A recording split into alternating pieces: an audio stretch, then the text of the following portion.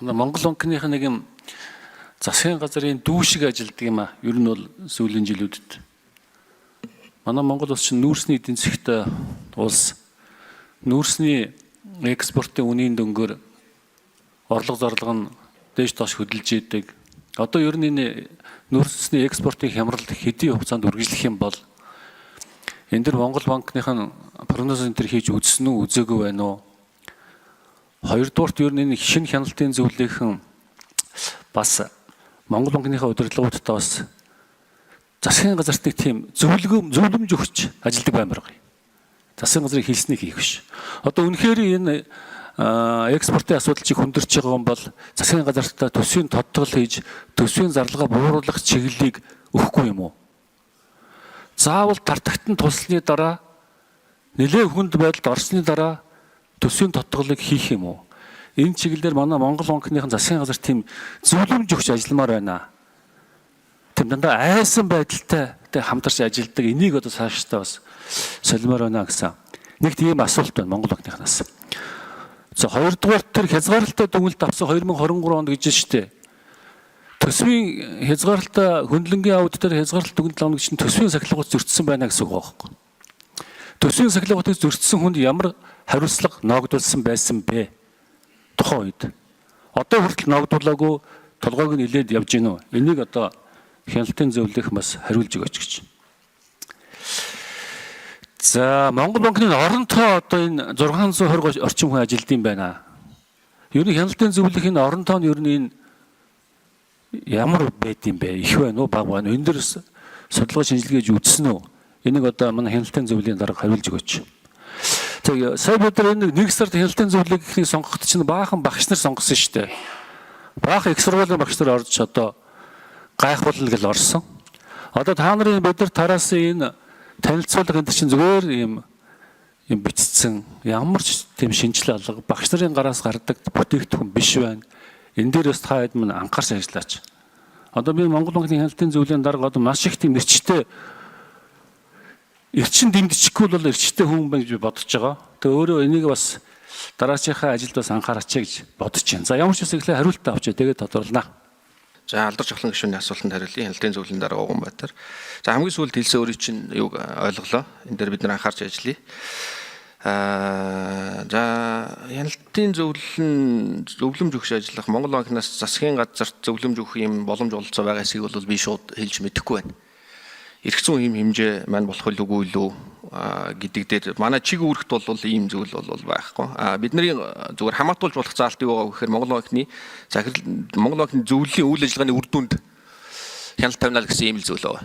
Тэгээ энэ дээр бид нар юу яах хэрэгтэй вэ? Энийг зөв зүйтэй ашиглаж чадах юм бол эндээс тодорхой хэмжээний гаргалгаа гарах боломжтой байж магадгүй. За хязгаарлалтай дүгнэлт авсан зөвхөн 23 он биш ээ.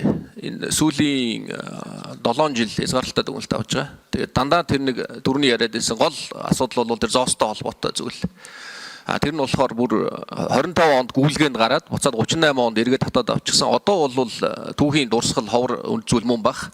Тухайн үедээ бол эмисээр гарсан зүйл. Тэгээ банк өөрийнхөө эмисээр гаргасан мөнгөнд тэмдэгтээ буцаагаад тэрийг актив дээр бүрдэх бол ингээд зөрчилтэй байна гэдэг ийм зүйлийг хэлээд байна. Хөндлөгийн аудит бол энэ дээр үнэлгээгээ эргэж хараач энийг актив дээр бити бүртгэж гэдэг ийм зөвлөмжийг бол өгсөн.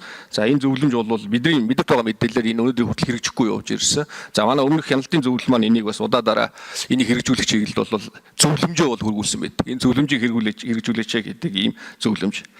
За бүтэц оронтооны хувьд бол бид нар одоогоор наривчлсан шинжилгээ бол хийгээгүй байна. Энэ чиглэлд бол бас ажиллах ерөнхий төлөвлөгөө бол байгаа. Тэгэхдээ түрүүн хэлсэн бид манай Монгол банк бол гурвалсан мандаттай 8 чиг үүрэг хуулиараа хүлээсэн. Тэгээд дээрэс нь цаг үеийн нөхцөл байдлаас болж үүссэн байж болзошгүй дахиад миний ойлгосноор 3-4 нэмэлт чиг үүрэг бол явж байгаа. Тухайлбал мөнгө угаах террортэй тэмцэгч гэдэг юм уу?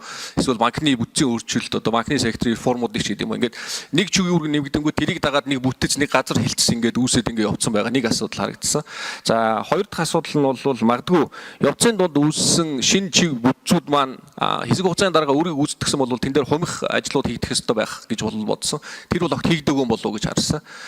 үүргээ гүйцэтгэсэн тухайн одоо юунд бол газар хилцсийг бол буцаагаад эргүүлээд магадгүй татан буулгах, цомогдох ийм шаардлагатай байгаа болов уу гэмээр ийм дүр зураг бол харагдсан. Дахиад чиг үүргийн наривчлсан шинжилгээ хийх нь бол зөв юм байна гэсэн ийм зөвлөмжийг бол бид нэр хөргүүлэхээр ажиллаж байна. Алдар чухлан гишүүний асуултанд хариулъя. Алдар чухлан гишүүний нүүрсний экспорттой холбоотой төсвийн тодголтой холбоотой асуудлыг бол хөндлөө. 2025 оны одоо 2 дугаар сарын гүйцэтгэлээр бол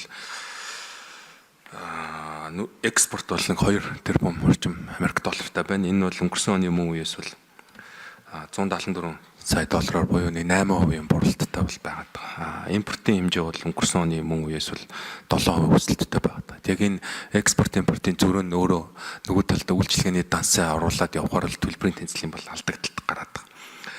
За уул уурхайн салбарын экспорт маань өөрөө нийт экспортын бол 94%-ийг бол дангаараа хангаж байгаа. Энэ 94%-ийн 65-6% нь бол дангаараа нүүрсний экспорт хангаж байгаа. Тэгэхээр бол нүүрсний экспортоос ганц хамааралтай манай улсын эдийн засгийн хувьд бол энэ дээр бол зайлшгүй орлогын тасалдал бол үүсэх асуудал бол хөндөгдөж байгаа. Тэгэхээр за гүйцэтгэж хариулъя 4 номер. төлбөрийн тэнцэл орлогын одоо дутагдлаас хамаарсан төлбөрийн тэнцлийн хямрал бол үүсэх бол эрсдэлтэй гэж үзэж байгаа. Энэ төлбөрийн тэнцлийн хямралыг дамжраахгүй одоо энийг бол илүү эрт одоо байхад нь бол бодлогын зохистой арга хэмжээ авах үүднээс бол Төв банкны зүгээс л Монгол банкны ерөнхийлөгч засгийн газрын хуралдаанд бол зөвлөх хэрэгтэйгээр оролцдог. Энэ хүрээнд бол засгийн газрын хуралдаан дээр засгийн газраас хэрэгжүүлж байгаа альва төслийн хөтөлбөрийг эрэмблэх, шаардлагагүй төслийн хөтөлбөрийг хойшлуулах, төлбөрийн тэнцэлд дарамт учруулахгүй хэлбэрээр цаг хугацааг бол тохируулах, шаардлагатай их үйлсүүдийг бол гадаад санхүүжилтээр бол бий болгох, дотоод төсвийн шин чанартай хэлбэрээр төсөл хөтөлбөрүүдийг санхүүжүүлэхгүй байх гэсэн тийм зөвлөмжүүдийг бол засгийн газарт өгсөн байгаа. Тий, ихтэй ерөнхийлөгч юу ягаараа та чинь макро эдийн засгийг хамгаалах ёстой том байгууллага шүү дээ. Тэгэхээр за бидний санаа зовж байгаа хамгийн том зүйл гэвэл эдийн засгийн асуудал маань ингээд хүндэрч орлого экспорт импортын зөрүү маш их болоод нөгөө ханшийн том алдагдал үүсчихлэр чинь зээлийн хөв буурна гэж хизээч байхгүй. Тийм учраас та бүгд маань одоо энэ зоригтойгоор засгийн газартаа төсвийн тодголоор төсвийн зарлага бууруулах чиглэлээр одоо ажиллах тийм зөвлөмжийг өгвөл яасан бэ гэсэн би зүгээр тийм санал байна. Яагаад тэгэхээр өнгөрсөн жил 2023-аас 2024-25 он төсвийн ялгахад 7 их найдаар төсвийн зарлага нэмэгдсэн байгаа байхгүй. 2 тэрбум доллараар нэмэгдэж байгаа. Маань төсвийн зарлага.